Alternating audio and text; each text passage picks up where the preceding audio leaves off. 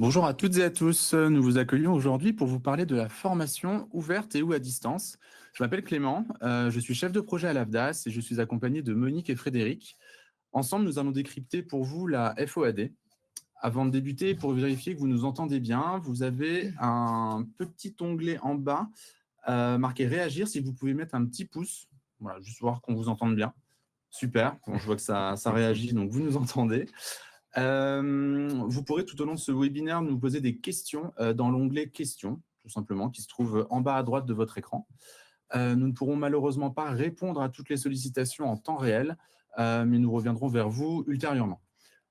Aujourd'hui, nous allons donc décrypter ensemble la formation à distance, car pour beaucoup, elle se résume à une simple modalité, alors qu'elle implique une véritable structuration, des choix de déploiement, ainsi que des modalités et des outils encore parfois méconnus.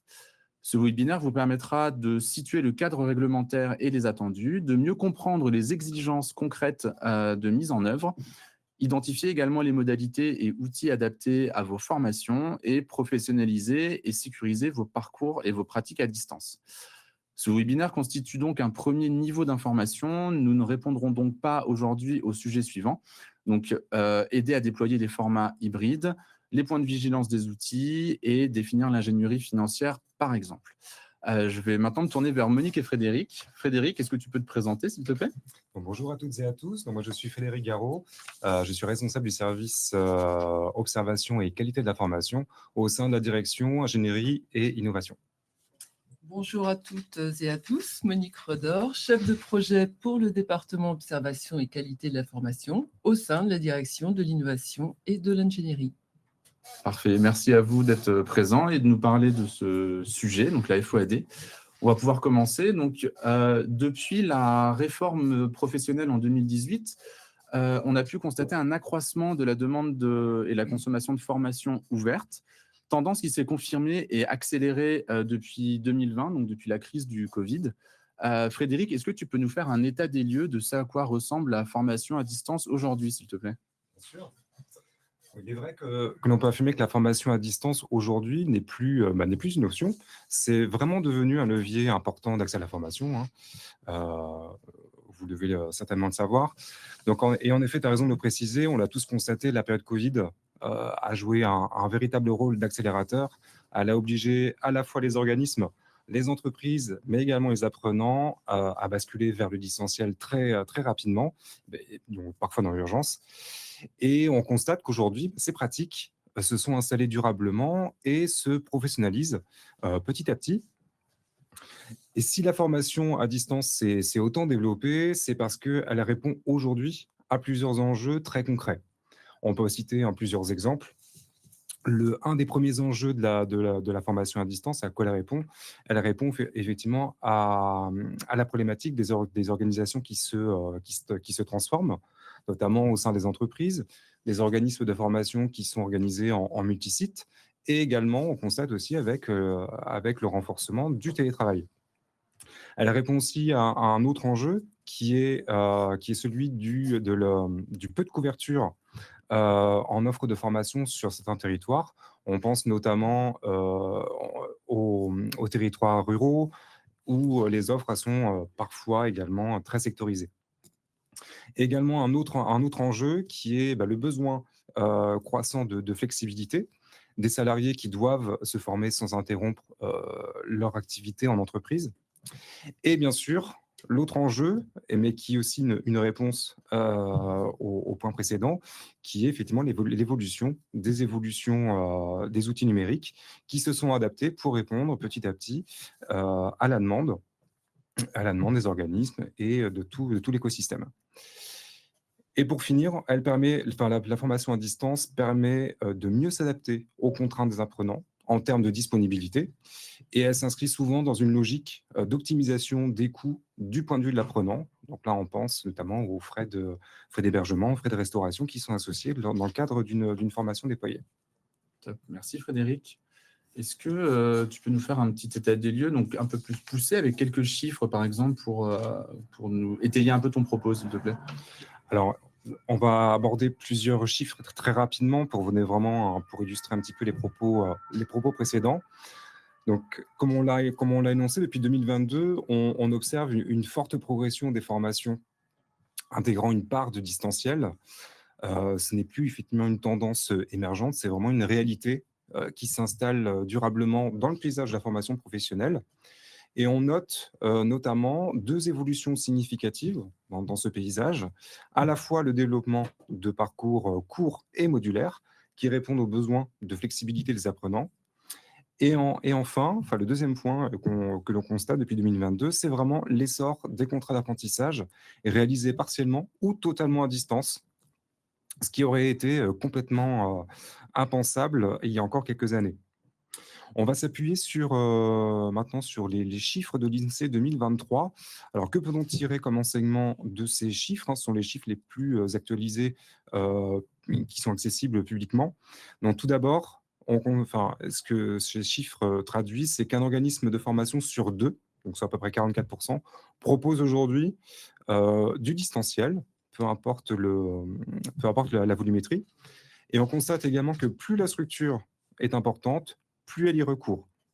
On passe de 38% chez les petites structures et 65% chez celles qui dépassent notamment le million d'euros de chiffre d'affaires.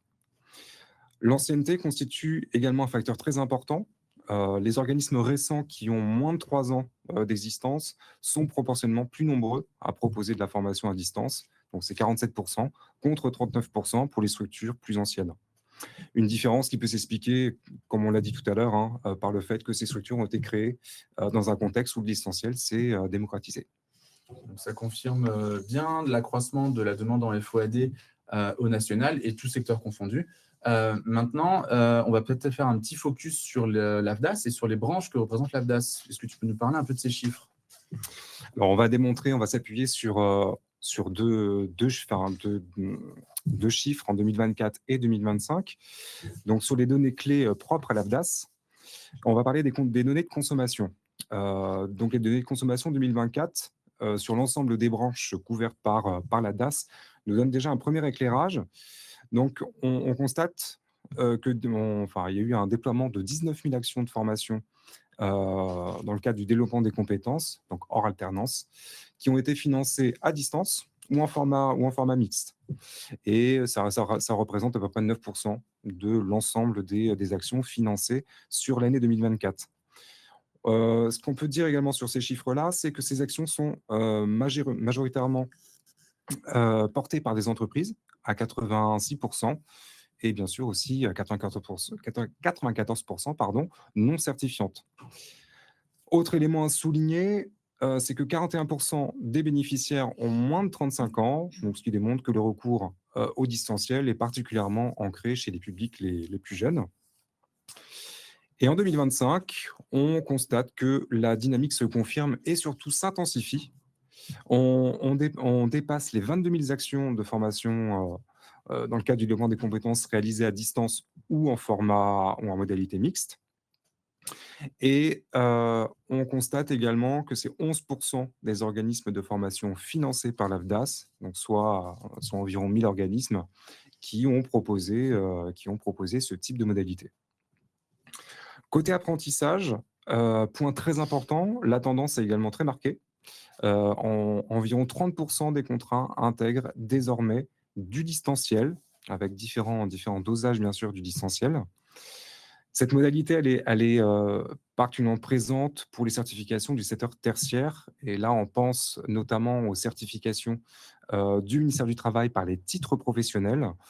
Pourquoi? Parce qu'ils sont généralement plus facilement adaptables au distanciel, avec moins de contraintes techniques et une mobilisation limitée de plateaux techniques notamment. Super. Merci Frédéric pour ce rappel des chiffres qui nous donne une vision assez précise du poids que représente la FOAD dans la formation. Je me tourne maintenant vers toi, Monique. Bonjour. Bonjour Monique. Bonjour Clément. Donc, avec toi, on va faire un petit rappel du cadre réglementaire. Est-ce que tu peux nous rappeler quels ont été les grands changements de la formation professionnelle ces dernières années? Oui, tout à fait. Donc, pour commencer, je vais vous présenter quelques repères réglementaires pour mieux situer notre propos. Donc, l'objectif ici est de rappeler les grandes évolutions du cadre de la formation professionnelle, notamment depuis 2014. Alors tout d'abord, on a la loi du 5 mars 2014 qui a constitué une étape majeure et qui visait principalement à simplifier le financement de la formation professionnelle, à responsabiliser les différents acteurs et à améliorer l'accès à la formation pour tous. Donc, l'objectif ici n'est pas de détailler les mesures de cette loi que vous connaissez toutes et tous. Donc, en revanche, il est intéressant de faire un focus sur le décret du 20 août 2014, car il vient préciser les modalités des formations ouvertes ou à distance. Donc, en effet, il impose notamment aux organismes de formation de clarifier les moyens pédagogiques et techniques, les modalités de contact avec les apprenants, les délais de réponse en cas de besoin d'assistance. Il insiste aussi sur un point clé, l'assiduité du stagiaire, donc qui doit être justifiée par la réalisation des travaux demandés, les données de suivi de la formation et les évaluations intermédiaires ou finales. Puis arrive 2018. Donc la loi de 2018 pour la liberté de choisir son allié professionnel, alors elle va marquer une nouvelle évolution en introduisant une définition plus large de l'action de formation. Alors on passe de la définition de parcours donnée en 2014 à la définition de parcours pédagogique permettant d'atteindre un objectif professionnel. Donc là, on n'est pas juste dans de la simple sémantique, hein. L'objectif est de bien rappeler qu'une action de formation doit permettre d'adapter les compétences aux évolutions des métiers, de sécuriser les parcours professionnels ou encore de favoriser la mobilité professionnelle. Et c'est bien le décret du 28 décembre 2018 qui, en apportant une évolution importante dans les modalités pédagogiques, va permettre de répondre à cette nouvelle ambition. Quand j'évoque l'évolution des modalités pédagogiques, je pointe en effet qu'il devient possible de combiner plusieurs formats au sein d'un même parcours. Le présentiel, le distanciel avec le e-learning, le blended learning, ou encore la formation en situation de travail, la FEST, pour que la formation devienne plus accessible pour tous. Donc, plus précisément, puisque c'est notre sujet, pour le cadre de la formation à distance, c'est bien l'article D6313-3-1 qui va fixer les exigences avec l'obligation pour l'organisme de formation de garantir une assistance technique et pédagogique, une information claire sur les activités et leur durée, des évaluations tout au long du parcours et surtout, il doit mettre en place des outils de traçabilité pour prouver la participation effective et la réalisation des activités. Donc, ces obligations cumulatives que je viens d'évoquer sont présentes bien évidemment avant la formation, donc avec une information préalable claire aux stagiaires. Donc, comment? Avec des programmes de formation détaillés, un contrat de formation, une convention, l'indication du temps estimé sur le module, pendant la formation avec l'assistance technique, donc technique et pédagogique bien sûr, suivi de la progression, les interactions avec l'équipe pédagogique, etc.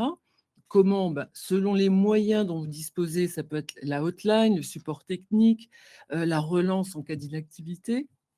Et tout au long du parcours, vous avez l'obligation, bien sûr, de tracer avec des évaluations formatives ou sommatives, des quiz à la fin du module, des études de cas corrigées, des mises en situation, bref, tout ce que vous avez à disposition pour encadrer cette formation à distance. Super, merci Monique pour ce rappel du cadre réglementaire ultra complet. Donc, après donc, ce que nous a dit Monique, plus les chiffres que nous a rappelé Frédéric, je vais encore te solliciter parce que maintenant, j'ai envie de savoir un peu plus sur de manière opérationnelle, comment on met en place la formation à distance. Clairement. Alors tout d'abord, avant d'aller plus loin, on va faire un focus sur plusieurs points de clarification. Parce que tout d'abord, donc la formation à distance n'est pas une seule modalité. Parce qu'en réalité, il n'y a pas qu'une seule façon de faire du distanciel. Il y en a plusieurs. On va les voir tout de suite. Plusieurs modalités avec des logiques très différentes. Donc, on a tout d'abord la formation synchrone. Alors, la formation synchrone, c'est le distanciel en temps réel. Donc, nous avons le formateur et les apprenants qui sont connectés en même temps. On pense typiquement aux classes virtuelles, hein, avec les outils qui sont aujourd'hui déployés, hein, qui sont les plus connus, Zoom, Teams, Meet, avec un point de vigilance néanmoins. C'est tout comme le présentiel, bien évidemment, que plus le nombre de participants est élevé, plus l'interactivité peut être limitée. Mais en tout cas, voilà, le synchrone, c'est bien de la formation en temps réel avec un ordinateur. On peut aussi choisir une approche totalement différente avec notamment la formation asynchrone. Dans ce cadre, l'apprenant se forme à son propre rythme, sans contrainte de temps réel.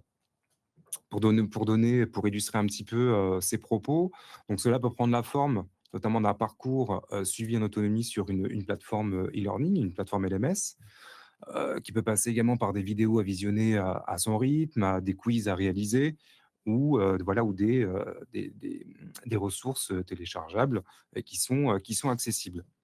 Ce qui caractérise vraiment cette modalité, c'est vraiment l'autonomie de l'apprenant dans son parcours et une progression sans dépendance d'un créneau horaire imposé. Très important à souligner. Et enfin, la dernière modalité, c'est la formation blended, ou communément appelée formation hybride, qui combine justement plusieurs de ces approches, donc présentiel, distanciel synchrone ou distanciel asynchrone. On peut par exemple alterner du présentiel, de la classe virtuelle.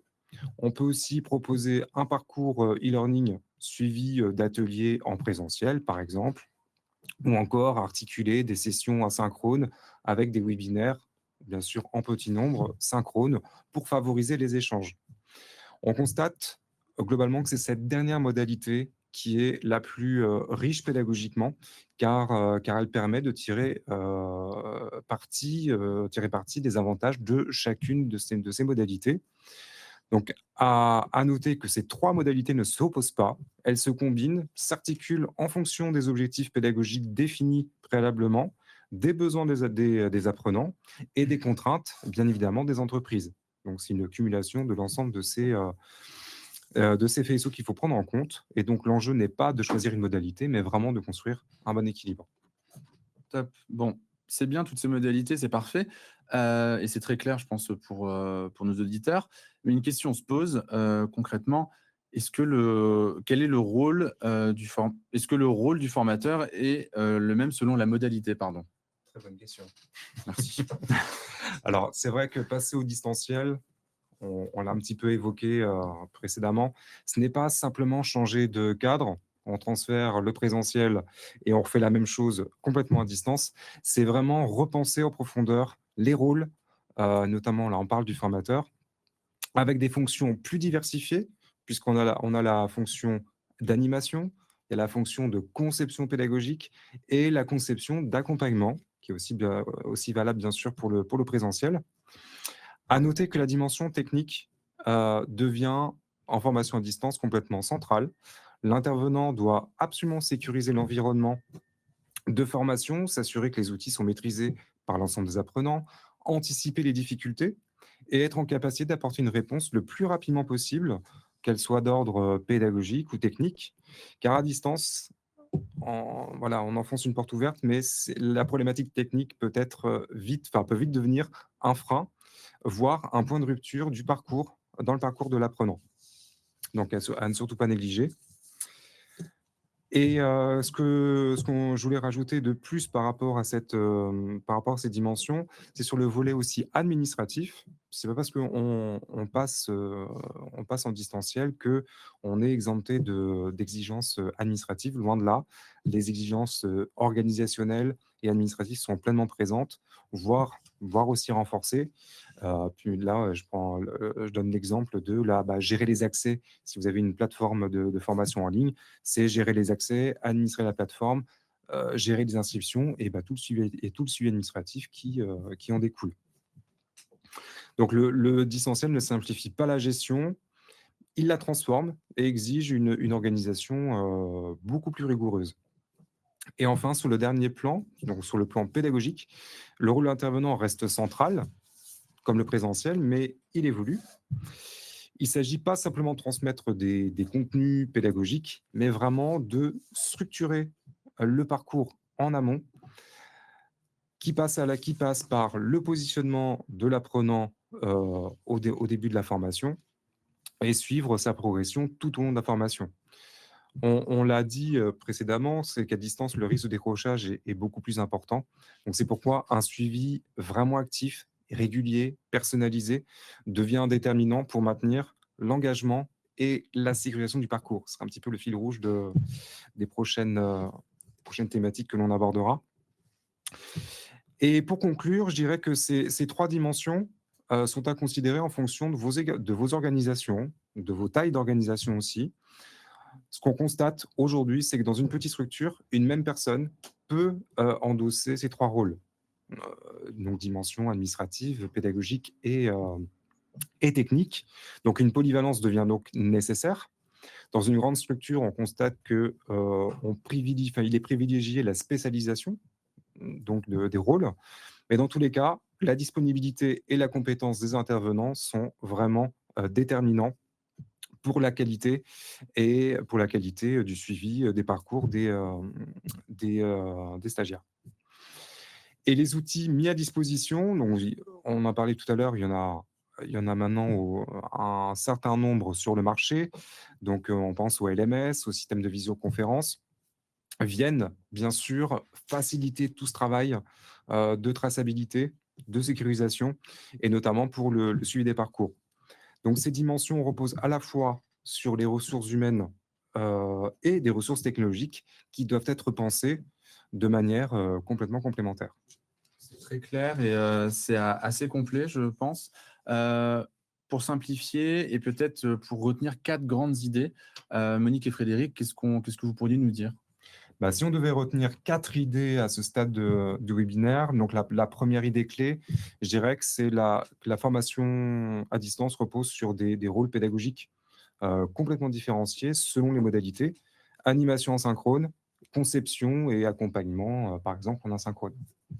Oui, la deuxième idée serait qu'elle nécessite une scénarisation structurée des contenus et des parcours. La troisième idée à retenir serait que le suivi des apprenants est vraiment central en formation à distance, avec une attention particulière portée aux données de progression et au risque de décrochage. Et enfin, l'efficacité du distanciel repose sur la mise en place d'actions d'accompagnement régulières, des relances, des réponses, des ajustements, et pour maintenir l'engagement des apprenants à distance. Après avoir parlé de la mise en œuvre de la FOAD, j'ai envie de parler avec vous des règles qui entourent cette mise en œuvre. Monique, je me tourne vers toi. Existe-t-il des exigences documentaires particulières de traçabilité? Alors, concernant la question de l'assiduité et de la traçabilité des parcours, effectivement, les principes clés sont les suivants. C'est-à-dire que le premier, l'assiduité ne peut pas être démontrée uniquement par le temps de connexion. Le deuxième principe clé qu'il ne faut pas négliger, c'est que le temps de connexion est un indicateur technique complémentaire et uniquement. Troisième temps, il doit être croisé avec des preuves d'activité et de progression. Donc, les travaux réalisés, les évaluations, les interactions pédagogiques. Le quatrième principe, c'est que la durée de formation correspond à un volume d'activité pédagogique, pas à une simple présence en ligne. Et enfin, la traçabilité doit permettre de démontrer la réalité de l'action de formation. Qu'est-ce qu'on attend pour suivre l'assiduité et tracer les parcours? Les preuves d'engagement actif du stagiaire et enfin, toutes les preuves d'accompagnement effectif. Super. Écoute, je pense que c'est très clair pour notre auditoire. On a souvent une autre question qui revient aussi concernant la traçabilité, Monique. Quelles sont les solutions pour le relevé des présences à distance? Alors là, la question qu'on peut se poser effectivement, c'est, je dirais, c'est plutôt comment prouver de manière fiable et légale qu'un participant a bien suivi une formation à distance. Alors, attention à certaines solutions qui pourraient sembler suffisantes. On pense, par exemple, à vos relevés de connexion. Sur Zoom ou Google Meet, ils ne vont pas garantir l'identité ni l'attention de votre stagiaire, de vos stagiaires. Si vous utilisez des outils collaboratifs, vous savez, de style Miro, Mural, c'est très utile pour vos animations. mais en aucun cas ça a de valeur juridique. Ou encore des emails de confirmation qui vont attester de la présence des personnes, c'est pas très fiable. Bref, aucune de ces méthodes ne suffisent. Donc, l'émargement numérique s'impose. Pourquoi? Parce qu'il repose sur la signature électronique qui a aujourd'hui une vraie valeur légale. Il faut savoir qu'en Europe, pour rappel, c'est le règlement EIDAS qui enquête tout ça. Et en France, il est intégré dans le Code civil. Donc, résultat, une signature électronique peut avoir la même valeur qu'une signature manuscrite à condition qu'elle soit sécurisée et traçable. Concrètement, qu'est-ce que ça permet?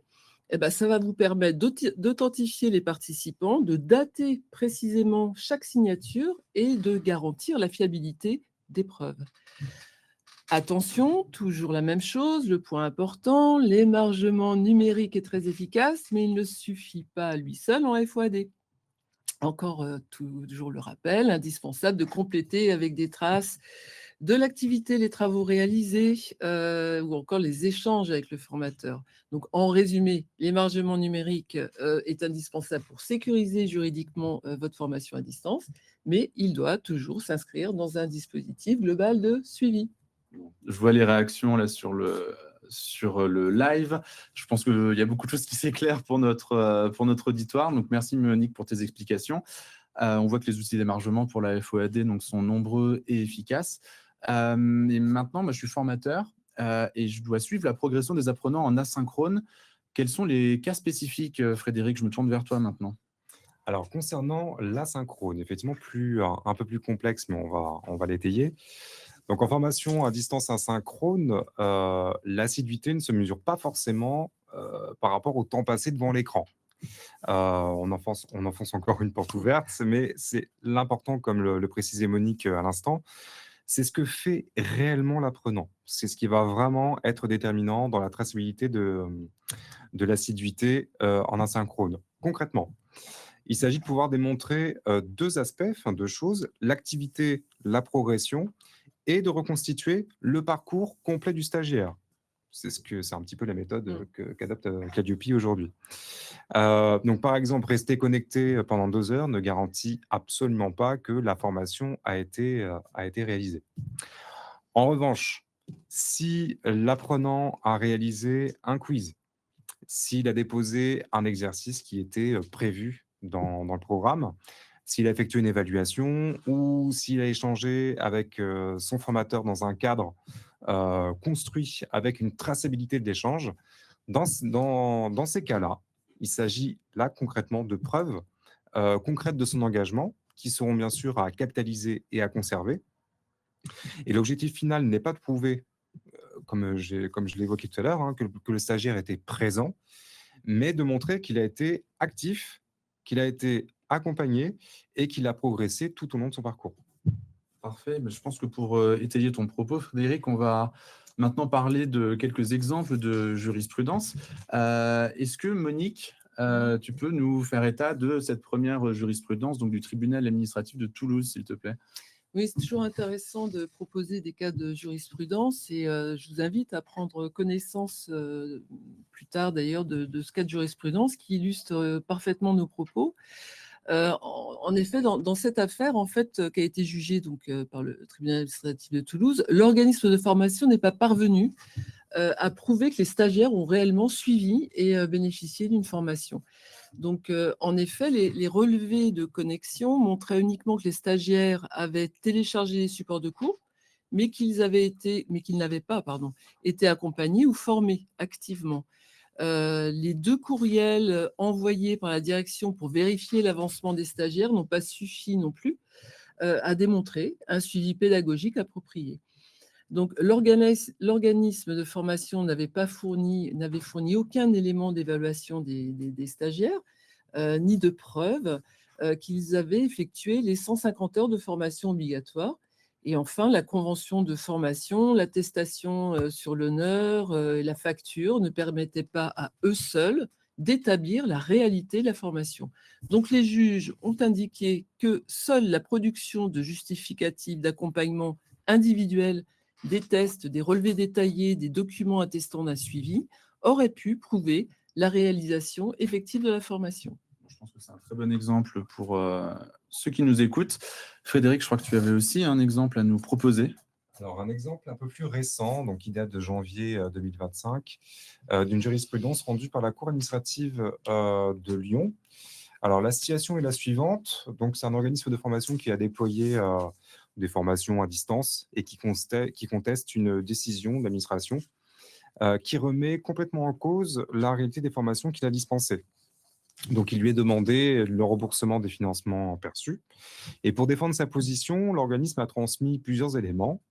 Il a transmis des attestations signées par les stagiaires, mais uniquement après la formation, des feuilles d'émargement parfois incomplètes ou reconstituées, et des relevés de connexion avec date, durée et email. La décision de la Cour, elle était plutôt claire et tranchante. Ces preuves ne sont pas suffisantes et voire discutables. Donc tout d'abord, les attestations signées plusieurs mois après sont jugées peu fiables. Donc ça, évidemment, de la même manière que présentiel, hein. Les logs de connexion ne prouvent pas qu'il y a eu apprentissage. Et l'absence de suivi structuré, d'accompagnement pédagogique ou d'évaluation montre qu'il n'y a aucune preuve de l'effectivité des formations.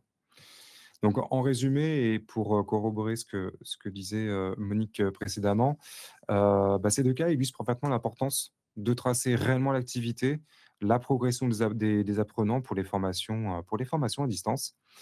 Et il ne suffit pas de prouver que quelqu'un s'est connecté, on l'a dit tout à l'heure, hein, ou a signé un document. Il faut des preuves concrètes d'engagement et des preuves concrètes de progression. Super, merci Frédéric, c'est très clair. Donc maintenant, nous allons pouvoir passer à quelques questions qu'on a pu récupérer dans le chat. Donc en attendant de les sélectionner, on vous propose cette infographie qui fait un petit récapitulatif des informations à retenir et qui sont essentielles à nos yeux sur la FOAD. Hop, à mon tour de trouver les questions. Alors, je crois qu'on en a une qui concerne la prise en compte du temps de travail personnel. Alors la question, comment on peut estimer justement ce temps de travail personnel? C'est une excellente question. Alors, on va essayer d'y répondre en plusieurs points. C'est vrai que tout d'abord, pour une action de formation, une formation à distance, s'estime en fonction de l'intégralité des activités qui vont être conduites, qui vont être programmées en synchrone ou en autonomie en asynchrone. Et toutes ces activités doivent s'inscrire vraiment dans un parcours pédagogique, on l'a dit tout à l'heure, hein, faut qu'il soit structuré, qu'il soit encadré. Et donc, dans ce cas-là, dans l'estimation un peu globale, doivent être pris en compte un petit peu toutes les activités pédagogiques et encadrées. Donc, ça va être des modules e-learning, des exercices, des mises en situation, enfin, après, tout type de travaux qui seraient intégrés. Et ce qu'il faut absolument imaginer, c'est vraiment le temps nécessaire pour un apprenant à la réalisation de ces activités. Voilà, dès lors qu'ils sont bien sûr intégrés dans un programme de formation et qui est transmis, que l'apprenant a connaissance. Et comme vous le savez, la formation à distance, le temps passé en autonomie peut varier d'un apprenant à un autre, hein. Il y a des apprenants qui vont passer peut-être le double d'heures prévues sur une activité pour diverses raisons, de disponibilité ou simplement de concentration.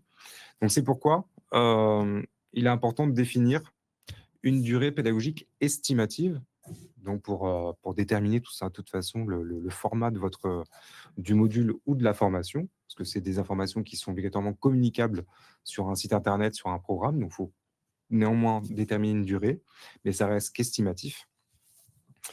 Voilà, et donc l'objectif de cette estimation, c'est l'estimation de, voilà, j'ai besoin de combien d'heures pour atteindre ces objectifs. OK. Donc ça, c'est le premier point. Et pour répondre, parce qu'il y avait une Ouais, il y avait double une double question. question, ouais, ouais. En fait, en formation présentielle, et ça, effectivement, c'est des questions que l'on a régulièrement. Certains temps ne peuvent pas être comptabilisés, notamment comme du temps de formation, je veux dire, hein, comme notamment les temps de préparation. Pardon, ça c'est côté formateur, côté stagiaire, pardon, pas du tout. Côté stagiaire, ce sont vraiment les temps personnels. Les temps personnels de recherche documentaire, les temps de révision avant examen, par exemple, ou toute activité, clairement, qui ne sont pas encadrées pédagogiquement. Enfin, où il n'y a pas de Ok. formateur, où il n'y a pas de restitution, il n'y a pas d'encadrement. Donc, c'est Ok. tous ces temps-là qui ne sont pas comptabilisés. Ni les temps, par exemple, si une formation qui aboutit à l'écriture d'un mémoire, par exemple, bien sûr, il ne faut pas intégrer la rédaction du mémoire Ok, dans le temps de formation. intéressant. Je regarde les autres questions. J'en ai repéré une deuxième qui me semblait pas inintéressante du tout. C'est une question autour du statut du formateur en FOAD. Là, je vais me tourner vers toi, Monique. Je pense que c'est pour toi, hein. Est-ce qu'il faut avoir des compétences particulières? Alors, le statut de formateur, alors, les questions autour du statut de formateur, des différences qu'il pourrait y avoir entre un formateur en présentiel ou en distanciel, elles sont régulièrement posées, effectivement. Alors, ce qu'il faut poser dès le départ pour répondre à cette question, je pense, c'est qu'effectivement, l'enseignement à distance a profondément transformé les pratiques des formateurs et du métier de formateur en général. Mais, enfin, de mon point de vue, avant d'aller plus loin, pour répondre à cette question, hein, je ne l'évite pas, mais je pense qu'il faut quand même rappeler qu'un formateur qui exerce en FOAD ou en présentiel, de toute façon, doit toujours intégrer un temps de préparation, de conception, de personnalisation de ses supports, un temps de correction, un temps de suivi qui sera toujours en dehors des sessions. Donc, avant toute chose, il faut le rappeler, hein. Concrètement, lui, par contre, le formateur en FOAD, il va devoir pouvoir combiner des temps synchrones lorsqu'il va être en classe virtuelle. Donc là, on est avec l'utilisation de Zoom, de Teams, etc. Et ou, j'ai envie de dire, ça dépend, doit pouvoir aussi gérer un accompagnement asynchrone pour le coup, sur des plateformes. Ce n'est pas forcément vrai, mais ça peut être le cas. Donc il y a quand même l'idée d'être un peu bicéphale sur le sujet, hein. Le formateur en FOAD, lui aussi, doit pouvoir se servir parfois d'outils qui vont nécessiter peut-être une ingénierie pédagogique beaucoup plus complexe. Je pense notamment à l'utilisation ou à la conception, vous savez, de capsules vidéo ou un autre exemple, Frédéric, capsules vidéo, qu'est-ce qu'on pourrait citer En termes de construction. Oui, peut-être j'ai pas d'autres idées, des podcasts, voilà. Oui. Et donc, et puis il faut aussi qu'il intègre des échanges réguliers en visio, bien sûr, ou des messages individualisés, parce qu'il doit avoir un feedback qui doit être constructif et un suivi avec ses stagiaires. Donc, la question c'est surtout ça en fait qu'il faut penser lorsqu'on pense formateur en FOAD. Et j'ai envie de dire, peut-être pour aller plus, enfin, c'est peut-être pas la question, mais pour aller plus loin dans cette question, je pense aussi à une question qu'on nous pose souvent. C'est du coup, est-ce qu'un formateur en FAD, ça coûte plus cher, quoi, ou moins cher qu'un formateur en présentiel? Ça, c'est une question aussi récurrente. J'ai envie de vous dire qu'au regard de ce que je viens de vous dire, c'est à vous d'estimer en tant que prestataire dans vos coûts ces dimensions pour fixer le salaire de votre formateur en fonction de ses compétences et de vos attendus. Parce qu'effectivement, concevoir, comme j'ai dit, des outils particuliers, ça peut nécessiter un temps fort et aussi une expertise que tous n'ont pas. Mais quand même, j'ai envie de dire que pour conclure, si on doit parler de bénéfices concrets, le distanciel, c'est aussi du temps de gagner. Parce qu'effectivement, vous n'aurez plus de déplacement, donc des coûts réduits, enfin je parle bien pour le formateur. Et puis c'est aussi, j'ai envie de dire, une possibilité d'un accès élargi au recrutement d'experts, sans limite géographique pour le coup. Donc ça, il faut y penser. Donc formation à distance, quand elle est bien pensée, elle devient une expérience complètement engageante et puis performante, j'ai envie de dire. Ouais, complètement. Je pense qu'on va pouvoir prendre une dernière question, parce qu'après le temps qui nous est imparti va arriver à sa Très fin. Donc, je regarde un peu dans les questions posées. On en a une qui concerne les contraintes de la FOAD et les financements particuliers. Alors, je ne suis pas certain de comprendre, mais je pense qu'il y a pas mal d'intérêt et je pense que ça a un lien avec les 14 missions des CFA, notamment pour ouais, les exigences des CFA auprès des jeunes. Est-ce que ça vous parle On en parle un petit peu tout à l'heure, oui, vas-y, Ouais, ouais. oui. Enfin, alors, oui, CFA égale 14 missions, Ouais. ça c'est évident. En fait, il y en a une qui, enfin c'est la 11, hein, citons-la, Oui. qui, à force d'être avec les CFA, oui.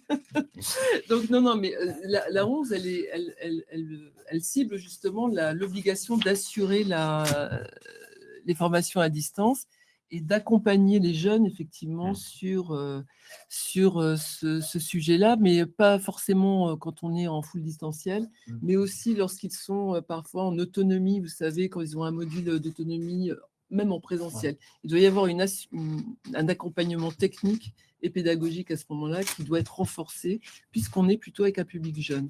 Et c'est une mission de CFA. Donc ça, c'est le côté mission. La question peut-être CFA qui est souvent posée, enfin je sais que c'est le sujet en ce moment, hein, c'est effectivement la loi de financement, hein, de décret de juin 2025 avec l'application donc depuis le 1er juillet 25 qui a fixé des nouvelles règles, hein, pour le financement. Donc, la règle, elle est simple, hein. Si les enseignements dispensés par le CFA sont réalisés à distance pour au moins 80% de leur durée totale, le montant pris en charge, donc le fameux NPEC, est réduit de 20%. Et du coup, par rapport au montant indiqué dans le référentiel de France Compétences. Donc, l'AFDAS, comme tout autre co, hein, verse alors au CFA un montant basé sur ce NPEC, réduit dans la limite du tarif fixé par la convention de formation. Exemple, non, pour ceux qui parlent. Oui, oui, j'ai un petit exemple. Je crois que je m'en étais préparé un. Au cas où, on a régulièrement. Oui, c'est vraiment. Par contre, si j'ai oublié de vous dire quelque chose, cette prise en charge ne peut pas être inférieure à 4 000 euros par rapport à ce que je viens de vous dire sur le montant. Oui, je m'étais préparé un petit exemple, parce que c'est assez récurrent cette affaire. Si vous avez un NPEC, alors là je le lis, hein, prévu est de 12 000 euros par an, la formation à CFA dure 1350 heures, pardon. Donc, dont 1215 heures à distance, donc soit 90%. Donc, le NPEC est donc minoré de 20%, et donc ce sera 9 600 euros par an. Donc voilà, ça c'est le petit calcul de base qui parle mieux peut-être que des pourcentages. Voilà, c'est ça. Bon, super, je vois qu'on est pile poil dans les temps. Donc, c'est ainsi que ce webinaire concernant la FOAD se clôture. On espère vous avoir donné des clés et des réponses pour vous lancer dans la FOAD si ce n'est pas déjà fait. Donc, merci Monique, merci Frédéric et merci à tous pour votre attention également. Je vous rappelle que ce webinaire était enregistré, qui sera disponible en replay dans quelques temps. Voilà. Nous prendrons le temps de répondre à toutes vos questions qui sont assez nombreuses. Donc, ultérieurement, nous reviendrons vers vous individuellement. Vous allez recevoir un sondage juste à la fin de ce webinaire auquel je vous prie de bien vouloir répondre, s'il vous plaît.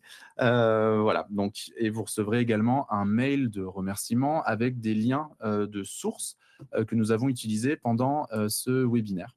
Donc, on se donne rendez-vous le mois prochain pour un autre webinaire sur les OF et les CFA.